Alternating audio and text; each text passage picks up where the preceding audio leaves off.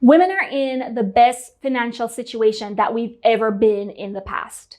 We are more educated now than we've ever been. We're making more money now than we ever had.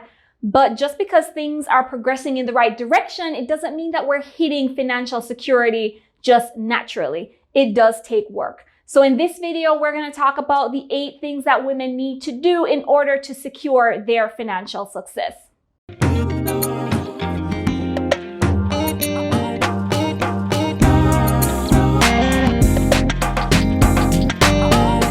If this is your first time to the Wise Money Women channel, then go ahead and hit the subscribe button and don't forget to hit the bell so that you can get notified whenever we add new videos to the channel.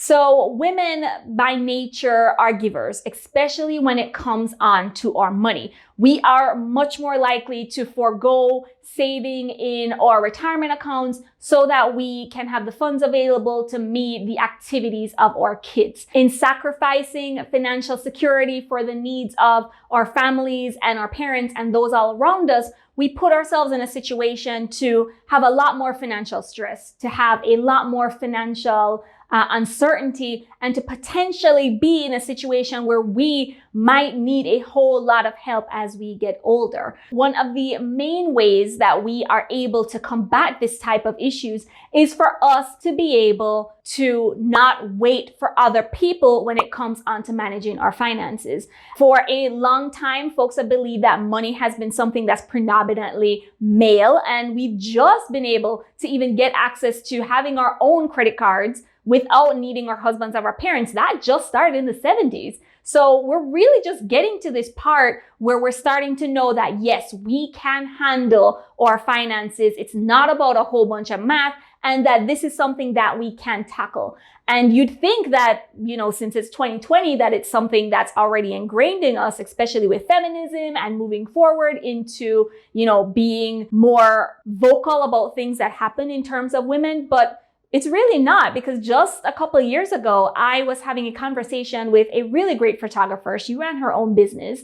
And while I was talking to her about her business and finances and those kind of things, she pretty much told me that I don't know anything about the finances. I leave that to my husband. I just want to make people smile. And I literally was shocked, because I was kind of like, well, it's your business. And if you want to make people smile, don't you want to make sure that you have more funds, that you're profitable in your company, that you can, support your family, and that you can actually focus on making people smile because your finances are together. Now, I'm not saying that you need to take the reins in everything that has to do with finance. I'm not telling you that you should go home to your spouse and be like, this is going to be my thing. Like, give me access to all the stuff. You don't have to take control of it. It is perfectly okay for them to take the lead on it. You just want to make sure that you know what is going on, that you're involved in the decisions, and that if something happens, that you would be able to step into that role.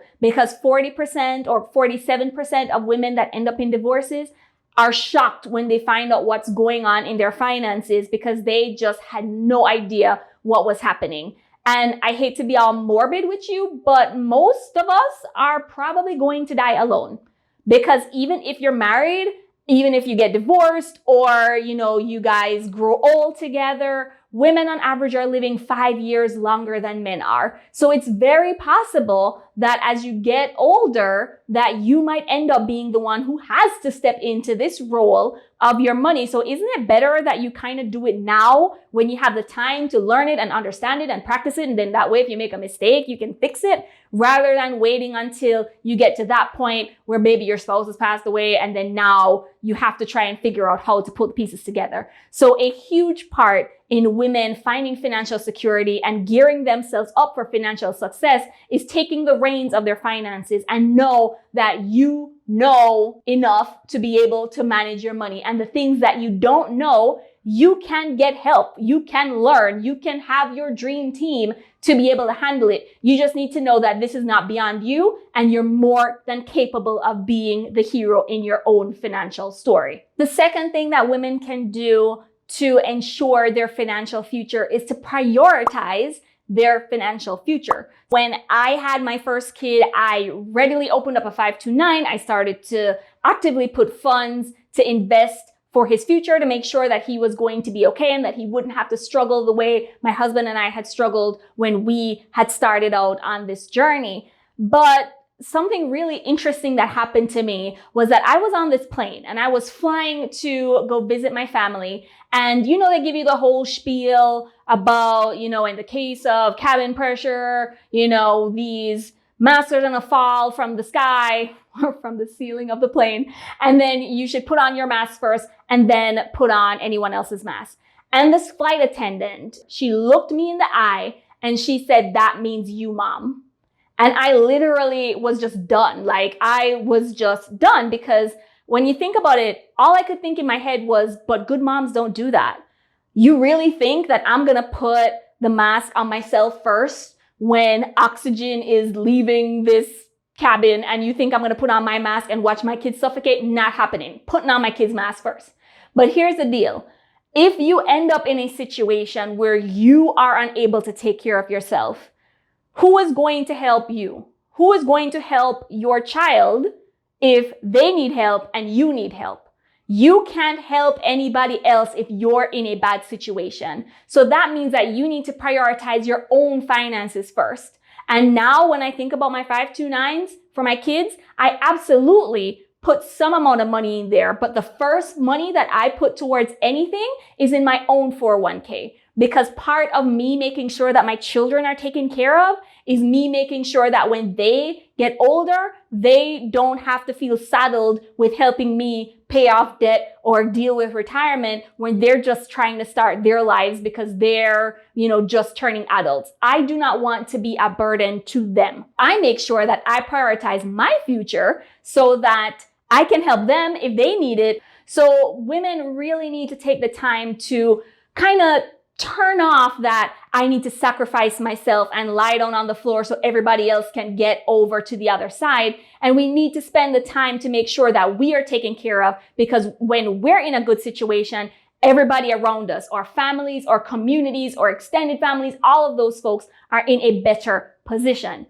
The next thing that we definitely want to do as women in order to secure our financial future is to get over the fear of investing. Now, I'm not telling you that you're just going to wake up one day and be scared to lose your money in the market and then all of a sudden it's going to turn off for you and you're just going to be investing crazy like, Warren Buffett or something like that. Like, it's not going to happen. And I know all the fears that you have when it comes to investing because I had those exact fears. I worried about, is it gambling? And I don't know a whole lot about stocks and I can't evaluate companies and I'm scared if I lose my money and I need to make sure that funds are available to take care of myself and my family if something does happen. So all of those fears, I totally get it. But a lot of what happens with women when it comes onto investing is that what we think is investing isn't really investing. So when we think of investing, we think of Wolf of Wall Street, where, they're talking about these stocks and they're putting in options and calls and they're checking, the numbers and they're buying at 3 o'clock and then they're selling at 3:02 and they're watching the market 24/7 and they're just buying stuff and selling stuff. But for most people, what we want to be doing is buying and keeping it for some amount of time and being able to allow that to compound and allow that to grow. So most of us are actually already investing. So if you have a 401k or you have a 529 for your kids, congratulations, you are an investor. So we just need to spend some time to make sure that we kind of understand and don't feel like it's something that's so far beyond us, because actually studies do show that women make really good investors because some of the same reasons why we think we would suck at it, like we don't feel like we know a whole lot about it. And so, we don't want to buy and be trading all the time, that we like to just buy and hold for a while. And, we don't end up selling too quick or something like that. Those are all things that actually make us pretty good investors. So we are fearing something that we're already kind of naturally decent at. So obviously it all depends on your specific situation about how you invest or what you invest in or what you pick. But ultimately, we can't sit on the sidelines. We do know the statistics where we live longer than men do. We do earn about 80 cents on the dollar, and it's even worse for women of color. We do have that debt gap. We have more debts than men do. And so, we're paying more of our funds into paying off debts and those things. We have a lot of things stacked up against us, and we need to get off the sidelines when it comes onto investing to make sure that our money can grow as fast as possible and last us as long as possible. Another thing that we need to do is to maintain our own financial profile. So just because you get married, it doesn't mean that all of a sudden you fall into the background and nothing about your financial situation matters anymore. You still want to make sure that you are maintaining your own credit profile, that you have cards that are still in your name, that you're able to maintain your credit score so that if something does happen and you do need to strike out on your own, you are in a good position to be able to do that. But not only that, even as a married couple, having your credit score, yours and your husband's, in a good situation allows you to minimize risk and to be able to move things around. So you might use your spouse's credit for one thing, you might use your credit for another thing. And if someone ends up in a bad situation where one credit isn't in a very good spot, it does allow you to still be able to gain access to other things that you need, because you do have that redundant amount of credit because you and your spouse still have separate profiles. So it doesn't mean that you can't have a joint card. It doesn't mean that you can't do things together, but you really want to make sure that you are continuing to have bank accounts and have credit cards so that you are able to maintain your own separate profile. Another biggie that we need to do is to accept and to ask for help. So a lot of times women will just put on our Wonder Woman outfits and feel like we need to do everything. So we need to pay for the daycare and do all the stuff with the kids. And, we need to make sure all the activities are taken care of and buy all the clothes and do all of these things. And so we're ending up spending all of our funds doing all of these different activities and not being able to spend the time to have any funds available to be able to save for retirement or put aside funds for the future. We do want to remember that whatever you're doing, that you can get help, especially if you have a partner or a spouse. You don't need to take on everything on your own. Let's take off the cape for a minute and spend the time to work as a unit to be able to work towards where you're getting in the future. Prioritizing your self-care is also a big one that women need to do to secure their financial future, mostly because a huge part of your wealth happens to be your health. I mean, if you think about it, if you're sick and you have to spend a whole lot of money on medications or going to the doctor, that's going to impact your ability to save and be able to move forward. A big part of what ends up causing people financial distress are medical bills. And so you want to be able to take care of yourself. We tend to carry a lot on our shoulders and we tend to feel like we need to do every single thing. See the point before. And it's really important for us to make sure that we're taking the time to take care of our bodies, take care of our mental health, and make sure that we're in a good place so that we can relieve our stress, be better people, better spouses, better parents, and better daughters, and just be better for ourselves in general. So prioritizing our self-care, taking that time out, being okay with doing nothing, being bored, all of those things are really important for us to be able to recharge our batteries and to make sure that we're in a good place to move forward. Number 7 is having goals outside of your kids and your spouse. A big part of what happened to me when I got pregnant was that I felt like I kind of just fell into the background and my kids were in the foreground. When people asked you how you were doing, they really were asking you like how your kids were doing. And you were kind of just there. And so it's easy to kind of just fall back and to get into that mode of caring and rearing. And then, maybe you'll get your life back when your kids go off to college. But it's really important for us to be able to have our own goals and our own dreams and our own things that we want to do, not just because it's good for us and we can model that behavior to our children so they can say, hey, I can see that mommy is working on this because mommy is trying to reach this goal and it's a good model for them. But also because we need it to basically just survive. We need to be able to know that there's something that we're striving for, there's something that we're working towards that is, from something within and not just going through the motions every day. And on this point, sometimes the things that you're going to do for your goals might not necessarily coincide with every single thing that is going on with your family. And you might have to be willing to step out and to tackle that kind of on your own. And I'm not saying that you should decide that, hey, I want to buy a house and my husband doesn't want to, and so I'm just going to go buy it anyway. Like, that's not what we're talking about. But my husband and I have two very different money stories. And when it came on to paying down debt, we just couldn't really get on the same page. I was one that is hey, let's secure the stuff, let's pay down the debt, and then we can move forward in growth and building and doing all the things we want to do. And my husband was more of no, let's build, let's do this growth, and then we'll be able to have the funds available to pay off the debt even faster. Neither of those ways are wrong. It's just different.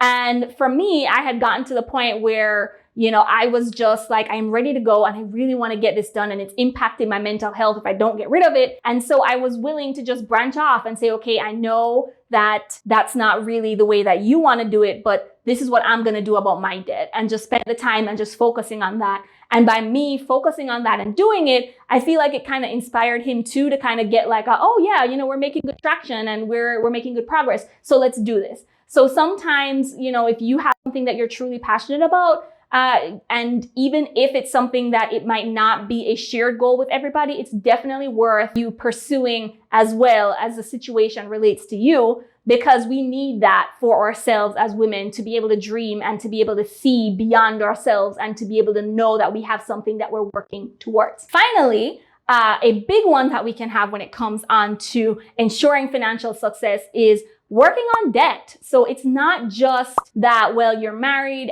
or you're in a partnership and you need to just take on all the debt and just work on that together. You do want to be able to make sure that you're spending the time to discuss with your partner as to how you're going to handle the debt, how they're doing when it comes on to getting this paid off, what their plan is, what your plan is going to be together moving forward. And you just want to make sure that you're putting yourself in a good position, that you're not just taking on a whole ton of debt, especially if you're not married to the person yet. You don't want to be in a position where you are buying timeshares together, or you're co-signing on student loans with this person that, while you might be in love now, you don't really know what's going to happen or if there's going to be, a fruitful future going forward. So not saying that you can never do anything, because I know people are going to be like, oh yeah, well, I did this when we weren't married yet and it worked out really well. Absolutely. That definitely does happen. But you do just want to make sure that you're careful and you're thoughtful about the things that you're deciding to do, especially when it comes on to taking on someone else's debt when you are not even in a position to be able to have that good conversation. So those are 8 things that we definitely need to be able to focus on as women when it comes on to ensuring that we are securing ourselves, that we're putting ourselves in the best position to be able to build, to grow, to find financial freedom and independence, and put ourselves in a situation where our families will be able to benefit as well. So if you like this video, go ahead and give it a thumbs up so that we can know that this is what you want to hear about, so we can give you more of it. And don't forget to subscribe and hit the bell so that you can get notified when we add more videos that will help you to master your money and transform your life.